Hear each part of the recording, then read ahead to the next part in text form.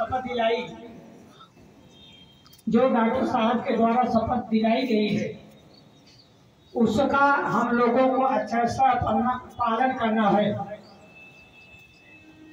ये पूरा महीना संचारी लोग के लिए मनाने के लिए रखा गया है। तो कल हमने संचारी लोग के बारे में बताया। आज जल जनित रोग, जैसा कि आप लोग जानते हैं, दुनिया में यदि कोई चीज जीवित है उसके शरीर में पानी अवश्य होगा। जीव विज्ञान की भाषा में उसी पानी को हम लोग जीव द्रव्य कहते हैं, और जीव द्रव्य को जीवन का भौतिक आधार कहा जाता है।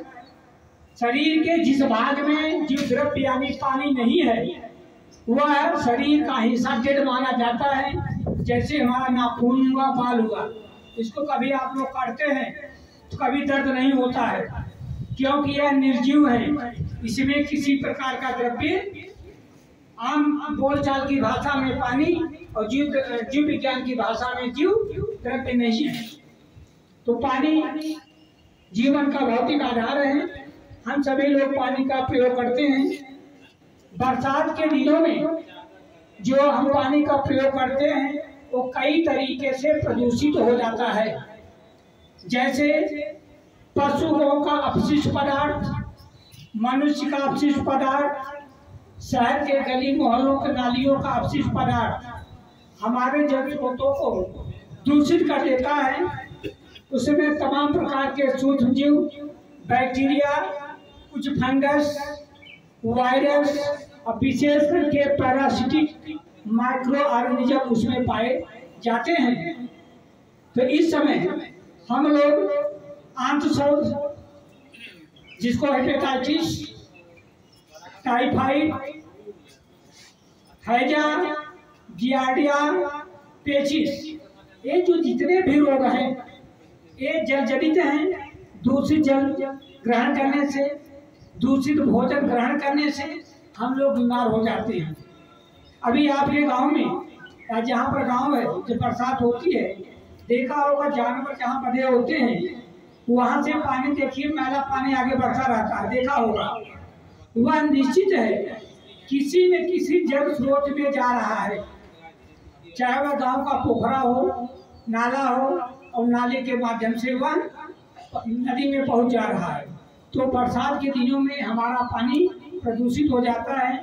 यहाँ तक गांव में हम लोग गड्ढे खोद देते हैं, और गड्ढे में जो पानी इकट्ठा रहता है उसमें तमाम प्रकार के सूक्ष्म जीव पैदा हो जा रहे हैं।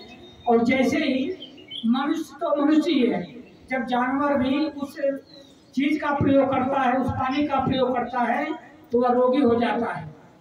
विशेष करके आप लोग गांव में जानवर जो बंधे रहते हैं या जो जानवर लोग चराते हैं, उनके खुर सड़ जाते हैं, देखा भी होगा।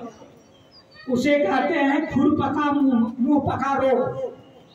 उसमें क्या होता है, खुर में कुछ प्रोटोजोन्स हैं, जा करके उनको उनके खुर को सड़ा देते हैं। और क्यों सड़ाते हैं?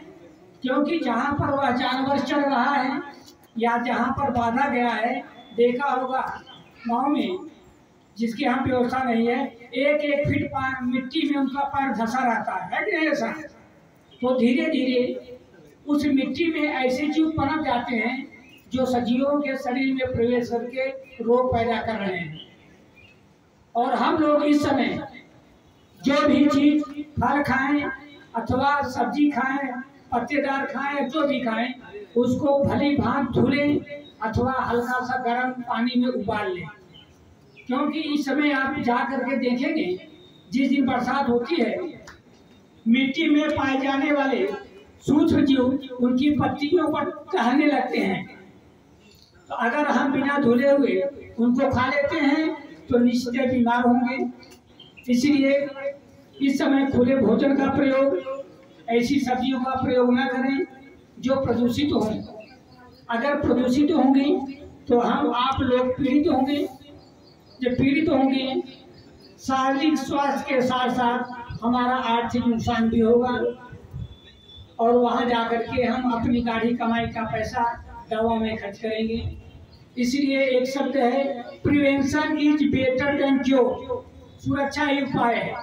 पहले हम ऐसे उपाय करें कि जिसमें हम रोगों के संपर्क में न आए या रोगाणु हमारे संपर्क में न आए। यदि वह रोगाणु संपर्क में आ रहा है तो निश्चित है हम बीमार होंगे। तो शपथ दिलाने का मतलब यही है, हम लोग सजग रहें, अपने गांव पड़ोसी मोहल्लों में लोगों को सजग और जागरूक बनाएं। यही संचालित योग का मुख्य उद्देश्य है। धन्यवाद।